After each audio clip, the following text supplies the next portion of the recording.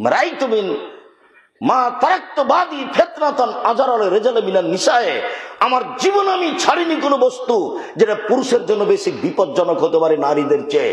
আমার জীবনে আমি ছাড়িনি কোনো বস্তু যেটা পুরুষের জন্য বেশি বিপজ্জনক হতে পারে নারীদের চেয়ে। আমার জীবনে আমি ছাড়িনি কোনো বস্তু যেটা পুরুষের জন্য বেশি বিপজ্জনক হতে পারে নারীদের চেয়ে।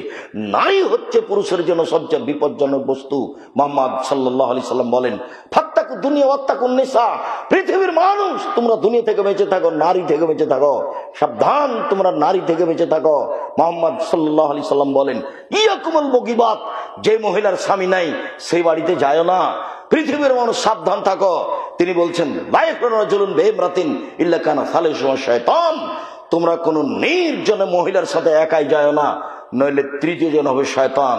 সাবধান, কোন মহিলার সাথে নির্জনে একাই কথা বলো না, নইলে তৃতীয় জন হবে শয়তান। সাবধান থাকো পৃথিবীর মানুষ। ইন্নাল মারাতা তুদবিরু ফি সূরাতি শায়তান ওয়া তুকবিলু ফি সূরাতি শায়তান, নিশ্চয় মহিলারা শয়তানের ভেষ ধরে আসে, শয়তানের ভেষ ধরে যায়। আরবি থেকে বাংলা অনুবাদ করছি, কষ্ট নেওয়ার কিছু নেই।